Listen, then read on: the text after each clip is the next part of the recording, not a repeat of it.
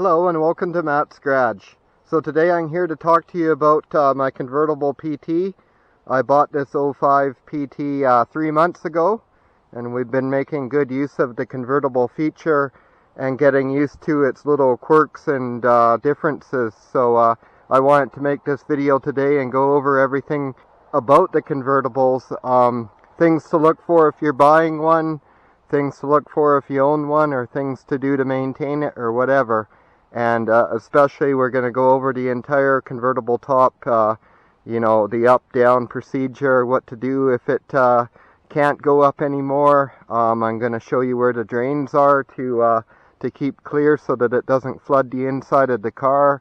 I'm going to show you how to inspect for damage on a convertible top if you're buying one. Okay, so over in the back of the PT, I wanted to show you guys a couple of unique features to the convertible.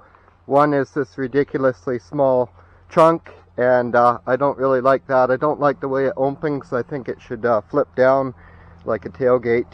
I wanted to show you, this is actually the drain right here for your convertible top. So you want to make sure that this isn't clogged. And so I got a shop vac here, and I also have an air gun that we're going to use, and just we're going to just blow in there and also suck in there. But I think the top may have to be down a little bit just so that it has somewhere to pull air on the other end. So I've already done it a bit here with both the vacuum and the blowgun with the top in the up position. I don't think this is clogged because I have seen water come out of it. You can see, again, I don't think this is the best design because the water kind of collects up above the seal here. You can see what's happening is it's building up moisture and it's developing rust there, and you can see right here it actually recently rained and it's wet in there. So here we are in the car, and I'm just going to kind of release the top here, and I think that I'll just key it on and just bump the button a little just to kind of, I want to kind of see if I can get a vacuum. Just gonna raise it like that, just so the ends of the seals are exposed, because that's like a drain. All this channels water to that drain. So we're just we'll go back to the back of the car now, and we'll see if there's any change. Yeah, I can definitely hear it hissing on the other end. I doubt you can tell on camera, but I can. So the air gun is probably the way to go. This is compressed air, like 110 psi. But if you don't have that, just try a strong vacuum cleaner might work. We'll see if we got any debris out of there. That was what I wanted to see, if anything blew out the end. Doesn't look like anything did, but you see it's hollow there. And there's a joint there, and these are all areas that may be prone to leaks, is where all these joints are. I've actually talked to some other owners that experience leaks in these areas, so be aware of that if you're looking at one of these cars to purchase. Especially, just inspect all these seals. You can see this one's getting kind of compressed, and you can actually see some micro cracking along the edge. This car's not in the best condition. I bought it very cheaply to kind of show you guys what a convertible PT is all about. I didn't see anything come out on that end either, but as I said, I didn't think it was clogged. Another thing I wanted to show you, in the trunk here, see right up here for reference. So right up there, there's a little screw. It's a flat blade screw, and if your top ever fails to go up on its own, this is the manual override feature. You loosen off that screw and it relieves the hydraulic pressure in the system, and it will allow you to push the top up manually. So that's pretty important to know. You don't want to get stuck out in the rain with your top refusing to go up. And then of course it's just got these little pull features so that you can flip the back seat down, have a little more trunk space. That's my big beef with the convertible, is the trunk, and I guess I haven't really owned a convertible before, so that should be something you expect probably, but I think it could have been designed a little better still. And another issue you can see quite plainly here is This is a combination of stray cats and fluffy trees. and it just sticks to the top. See, this is like off of poplar trees, we get this fuzz.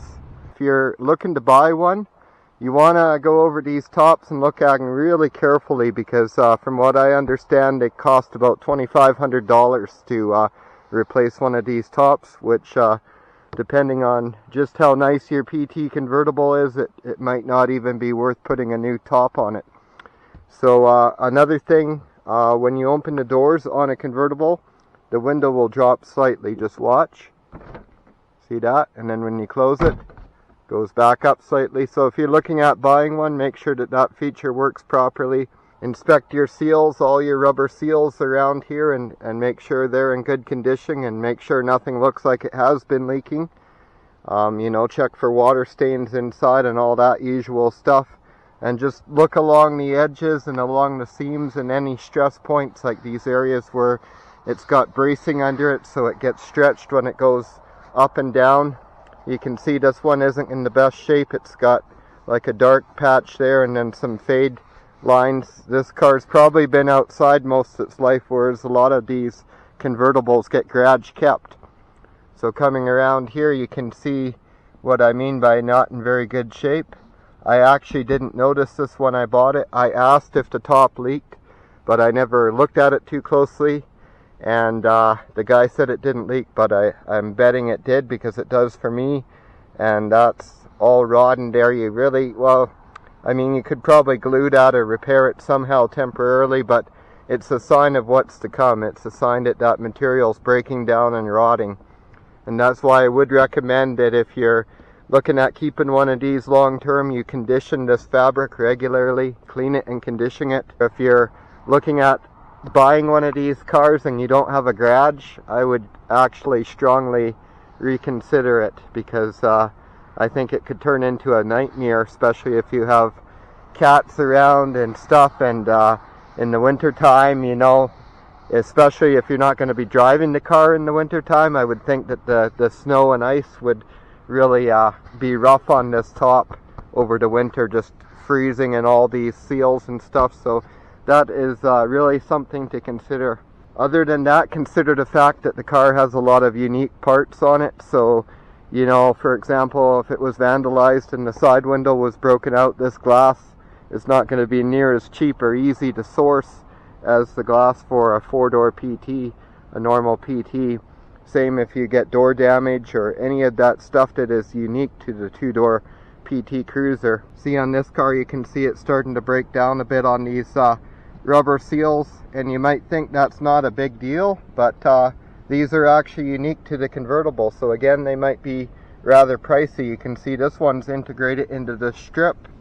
It looks like that's all one piece with that seal. So really look at that stuff if you're buying one. This one's actually been through a hailstorm, and that's why it's, you can see it's got some big dents in all of this. This is like aluminum here, and then that's rubber that's attached to it. The mirrors as well are unique on the convertible because they match the different slope of the windshield.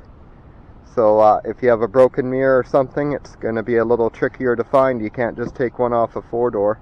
One thing I wanted to kind of show too is maybe my car's kind of older, so maybe it's because my car's older and things are worn out, but this seat is really finicky. So just let me demonstrate here. So this is my first convertible, but it's certainly not my first 2-door. I daily drove a Mustang, for example, an 87 Mustang for a while, and one thing I noticed is the seats on it worked really nicely. They'd actually, I don't know how they did it, but they remembered wherever the seat was last adjusted to, and when you did this,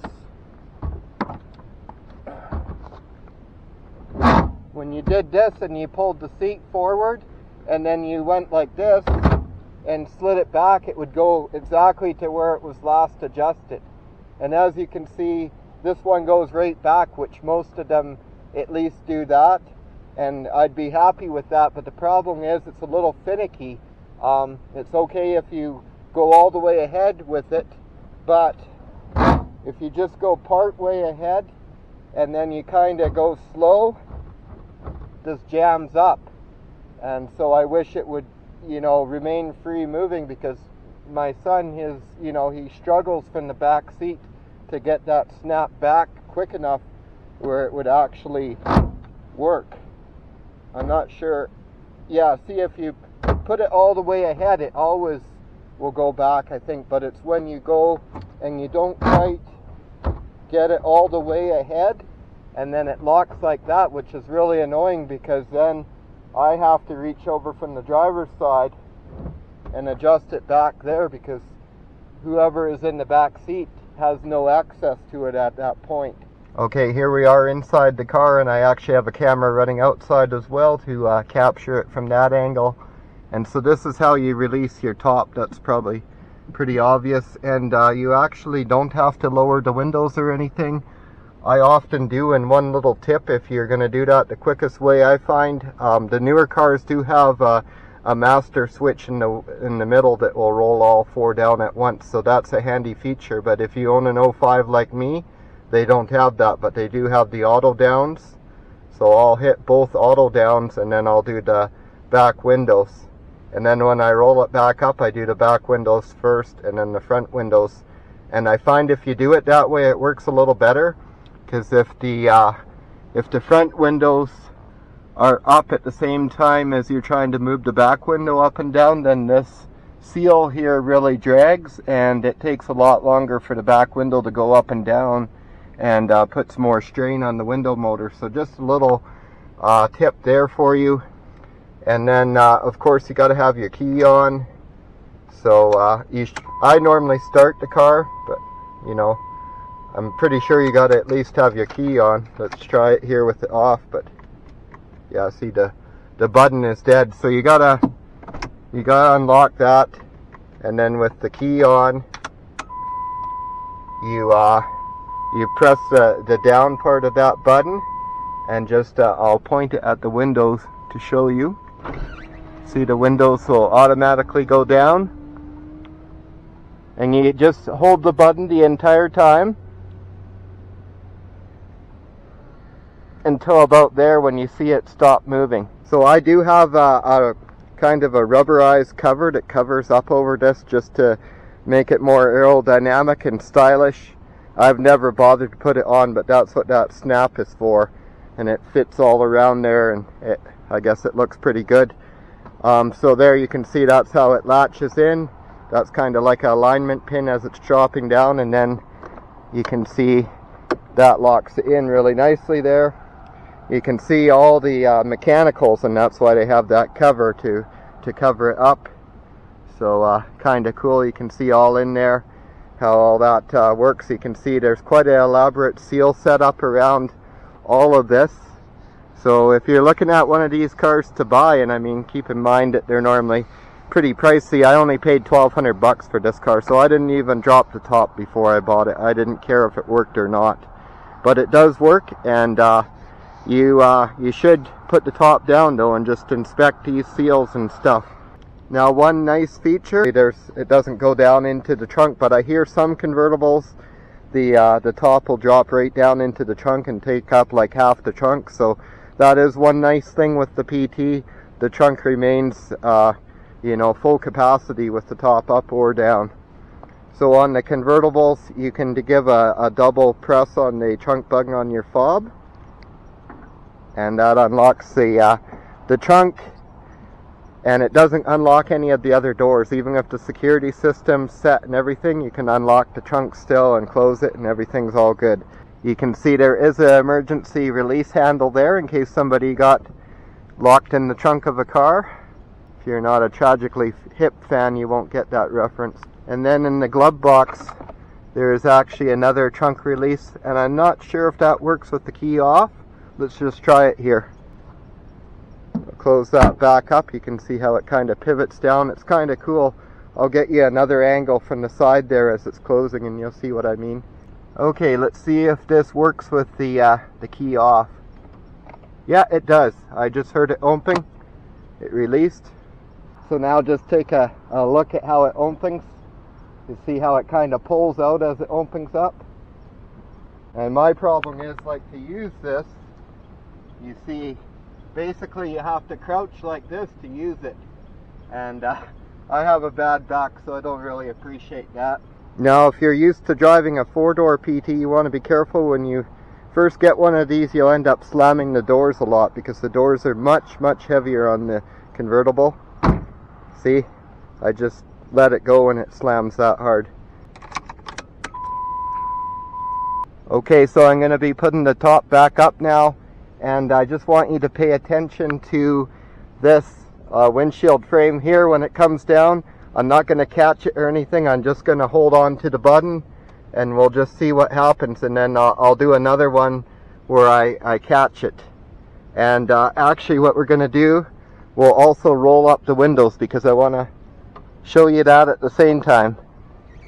So like I say, I like to go back ones first, and then I'll go front ones, and it just seems to work out a little better with the way the seals are designed. So we're going to put them right up, and they're not supposed to be right up when the top comes down, but you might be driving around with them right up and absent-mindedly put the top down and want to know if that's going to be a problem. So I'm going to show you that it's not going to be. See?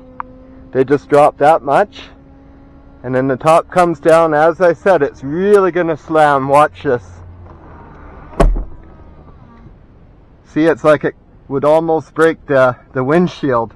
And then you just want to hold the button a touch longer because I find, see, it's kind of bound up on the hydraulics still. So we'll just hold that button a bit longer just to make sure it's not bound up. Sorry, the lighting is not the best here. Right there, you see, that happens every time you put the top down. That little flap of fabric gets trapped in the hinge point there. Let's see. This side doesn't do it every time, but it does often. So you might get one that doesn't do it at all. It might just depend a little bit how the top was made, but you gotta just check for that. And I just I've gotten used to just have to go like that. You can see that's another little quirk to me, is that they don't really finish this area better. I mean, maybe all convertibles are like that, I don't know. To me it seems a little shoddy that I can see all the mechanicals in there, and just I can literally pull that back and just look at the inner workings of it. This is a triple ply top. It's got the inner like headliner layer, and then it has some insulation, and then the outer canvas piece. So once you've got those flaps both out of there, then you can of course just lock that down, and then your top's secure, and then you can put up your windows or whatever as you desire. So now I will show you how I normally do it. And just put it down again. It's impressive how quickly it goes up and down, and also the fact that it still works. I mean, it's a 15-year-old car with high miles on it, and I hear about a lot of old convertibles that fail to work at this age and mileage. We've been using this top like 3 times a day because the air conditioning doesn't work in this car, so if it's hot out we just put the top down, and it's worked flawlessly. Okay, so you can see how the top really slammed down really hard. So I'm going to just show you how I catch it to prevent that from happening. And you know, I worry about it wrecking, maybe cracking the windshield or being hard on the seals and latches and stuff. So I just like to catch it, and I'll show you how I do that. So I just stick my hand up about right there and kind of catch it. Just like that. And then get those flaps of fabric. See, it caught both sides this time. And then just lock that, and you're done. It's a really easy to use top. I actually never got a owner's manual with this car, so I figured all this out on my own. And another thing I tested is you can use the top while the vehicle's in motion. I wouldn't try it at any great speed, but I did it at like 2 miles an hour just to see if it would work when the car was in gear and moving, and it does. One thing you want to make sure, guys, is that you always unlock the latch at the top before you hit the button, because unfortunately that's one other thing they didn't think of. They didn't make it so that that button would be disabled when the top is still latched. So technically you could burn out the top motor if you weren't careful. So one thing worth mentioning is the rear seat on a convertible only seats two. You do lose a seat when you go to the convertible. Also the front seats, I'm not sure how different they are, but they do seem to have a bit lower base on them and you just sit a little different.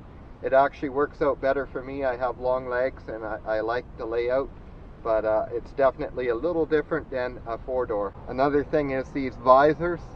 They're a little different, and these are really chintzy, these doors on the mirrors, and they do have a tendency to break from what I understand on the hinge points, and then it won't activate the switch to put the light out, so you'll end up with a dead battery. So something else to consider on the convertible that's a little different. So of course it's starting to rain now that I'm doing my convertible video. By the way, I am going to do a full review on this car in another 3 months. I just want to make sure I drive it for about 6 months and fully experience it before I do that. And we've been using the top, like I say, like 3 times a day, so we're kind of torture testing the top to see how good they are. One other thing I wanted to cover is like wind buffeting and noise in the convertible when you're out on the highway and stuff.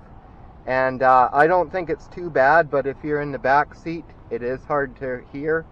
And if you have anything loose inside the car, it tends to blow around. I don't have much to compare it to. I do own a car with T-tops, and there's definitely less wind buffeting inside that, but that's kind of expected. I do wish that they had more interior storage space, like a console bin or something, because it's a little annoying when you put the top down and you have to pick up any loose papers or anything from in the car, and the only place you have to lock them up securely is in the glove box, so that's a little bit annoying. So let's just drive out to the highway quickly with the top down here, and I'll do a quick poll and maybe you can get an idea of it. One nice thing with the top down, you can really hear the turbo noises.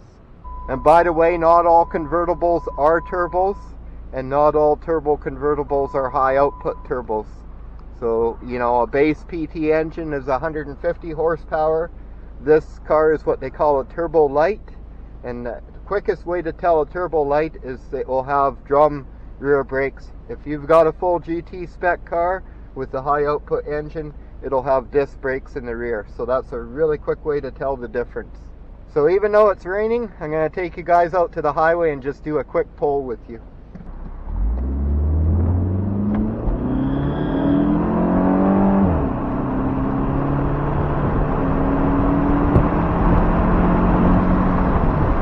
So that's 60 miles an hour with the top down and in the rain.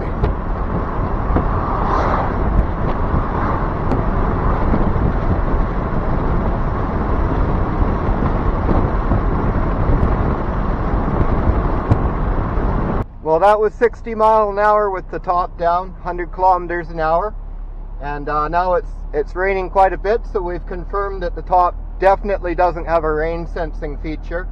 So like I said, you can put the top up on the move, so let's give that a try here. We're rolling along at 10 miles an hour here.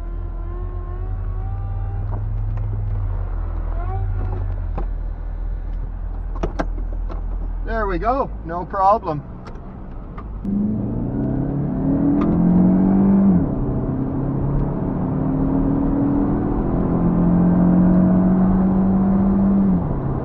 So that was a full throttle pull up to 60 with the top up. Just to give you an idea of the noise difference. What's up, bud? Hi. I just drove with the top down in the rain. What? Yeah. You do the outro. Come here, do the outro. Just come talk right here and say, thanks for watching Matt's Garage. Don't forget to like and subscribe. Is it running? Yeah, you can say it quite loud. Thank you for watching Matt's Garage. Don't forget to like and subscribe and have yourself a great day. What he said.